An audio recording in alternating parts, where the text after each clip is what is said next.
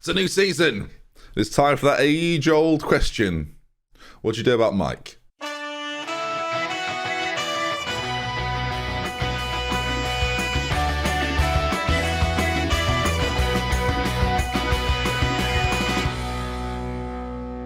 Folks, and welcome back to Glory Hunter. You join me at an interesting point. Today is the transfer episode where we reveal all of our new signings, but with Sampdoria in 4 days' time, I don't know what to do. I play Sampdoria in 4 days, and I've got this bid of £54 million for Mike, and it's a good bid. The problem is, I don't know what to do for a few reasons. Reason number one, we don't necessarily need the money. With all the dealings I've done, I've still got £23 million left to spend.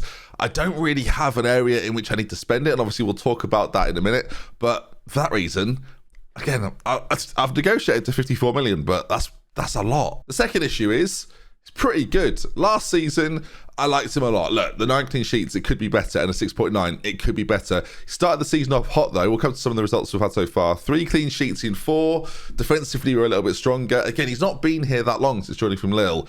And I do like him. He makes a lot of saves that I think you've got no right to save that. And the final issue, and the biggest issue really, he's hard to replace. So I've spent the last half an hour looking at this list, looking at goalkeepers that would maybe join us. Like these are the doubtful options.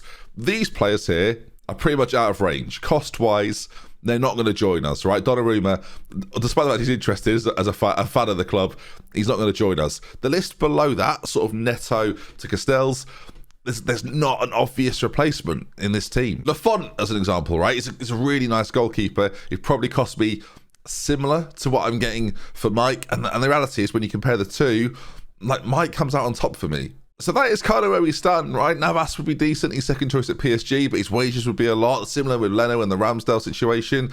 And then again, the further you go down, the lesser quality you're dealing with. Again, there's a few options. Musso from Atalanta, right? There's an option to take the goalkeeper away from Atalanta. It probably cost me 25 million quid. But is it worth it for that reason? For me, it's not.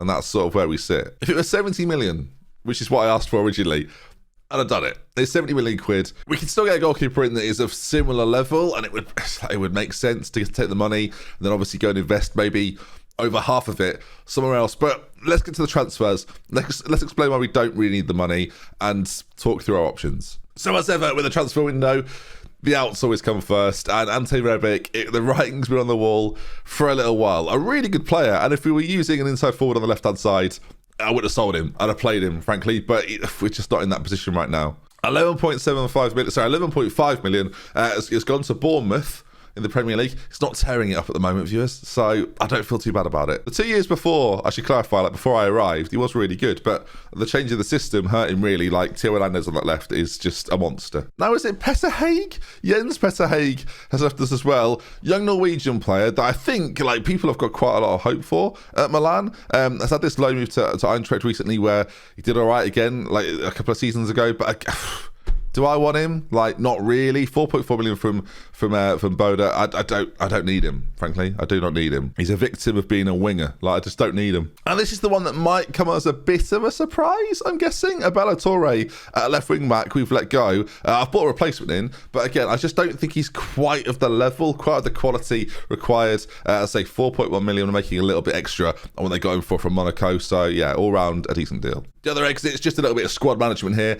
We know this already. Romagnoli got off to Liverpool. Conti has gone to France to play for Nantes. And Izzo has gone to Napoli for the loan spell. He'll then join them permanently at the end. It just didn't happen, mate. Sometimes it happens, and this didn't happen. Good player, but we move on. So, who have we signed? I don't think it's not amazing, but they're fun little signings everywhere. So just to recap on yesterday, Edison Cavani has joined us so far in Serie A, 3 goals in 4 games.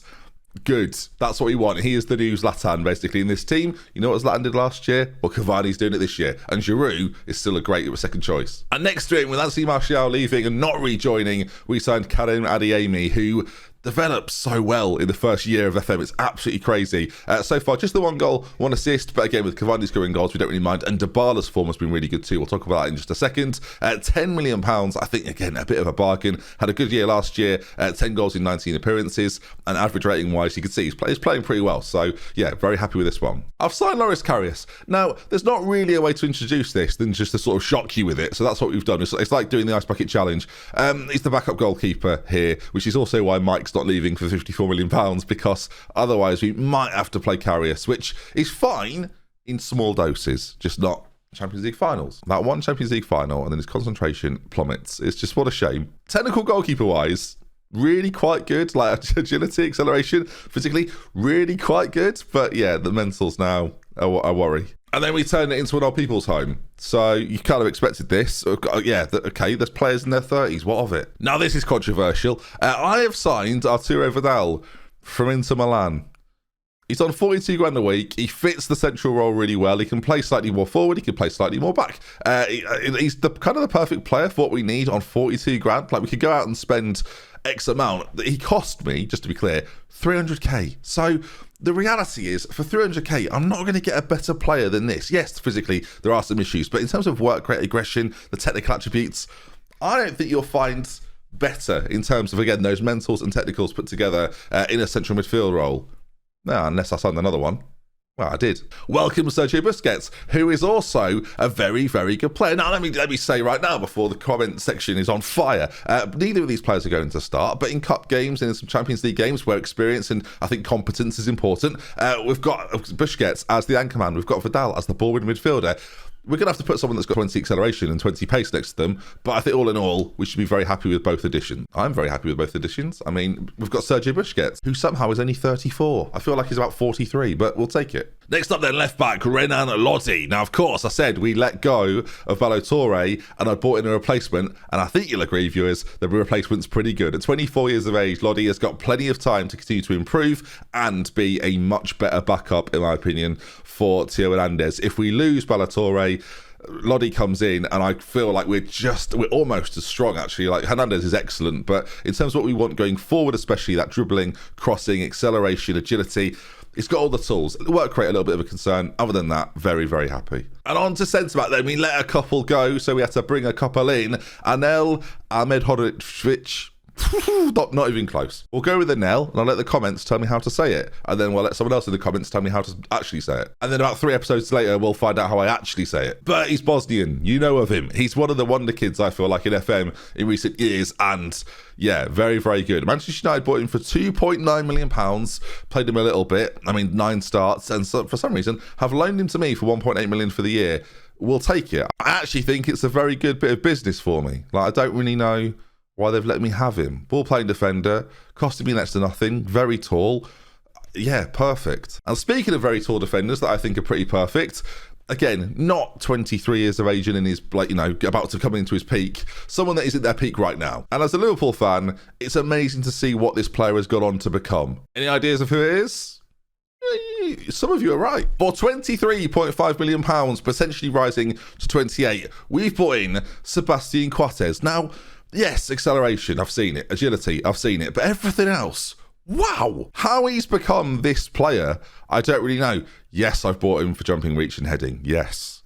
6'5", massive. But the mentals on the man, the aggression, bravery, concentration, determination, leadership ability, and positioning, along with everything else that he's got, like, this is just what we needed. To have this player with Tomori covering, remember, and we've got Tomori sitting right next to him.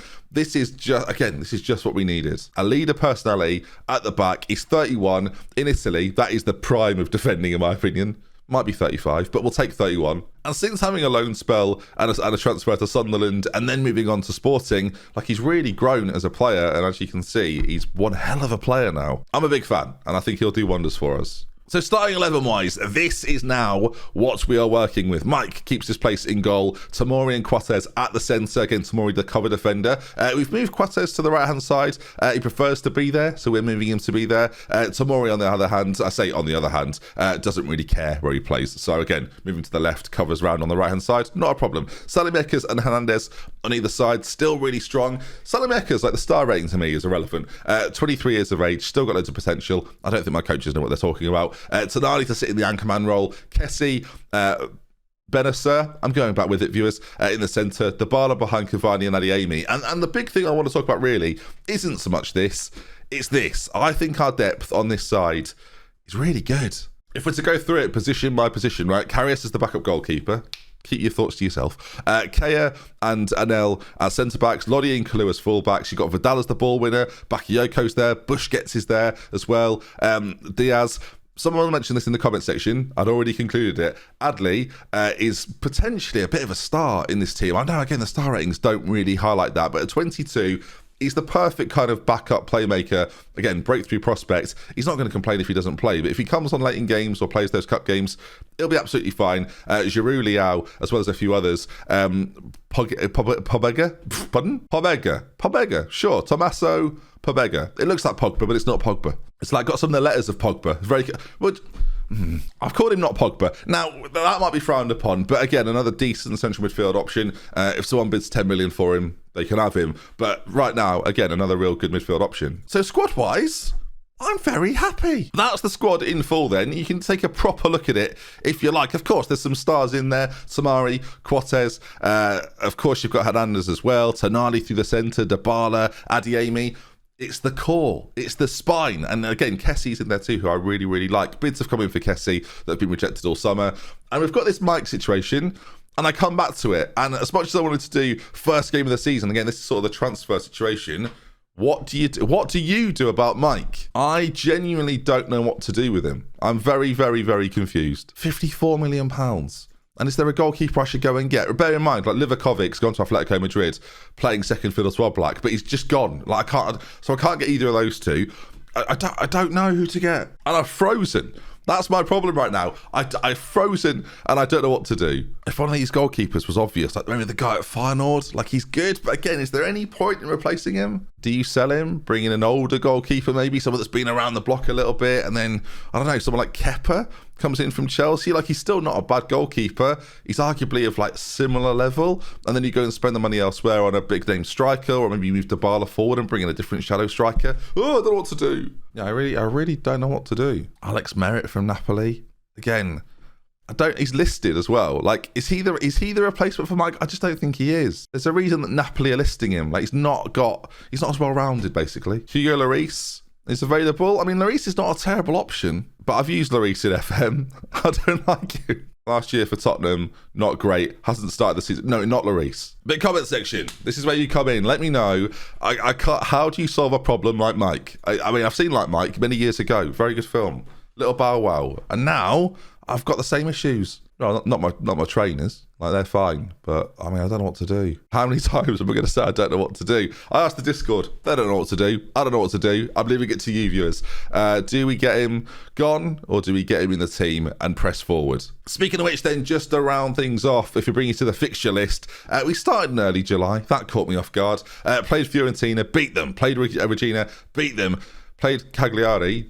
Didn't beat them. Roma 2-1 win though. They scored very, very late with a Tammy penalty. He's scary, by the way. Tammy Abraham. I should have signed him. He's really, really good. The big story of Serie A right now isn't that Inter have 12 points and that we're just behind them, or that Zebra and Sassuolo are battling. It's the team in 14th place in Atalanta, who so far started the season with some tough old games. They've already lost to Zebra, Inter, and Napoli. We don't play them until October. We may well do that as an episode after tomorrow's episode, which will now be Sampdoria and Zebra at the very end of the window. We'll update you on Mike and what's happening, and then the rest of the information again will come to you. So what would you do? £54 million. I don't know what to do. But that brings us to the end. If you enjoyed the video, please do leave a like on it. If you want to see some more, make sure you are subscribed. Check out the Clips channel. Have I mentioned the Clips channel? Not enough. But people are loving it. So yeah, feel free to get involved with that. And I'll see you again soon. With love, with care. Goodbye, everybody. Waving. Why am I looking at the microphone? Sort of making love to it with my voice, aren't I, really?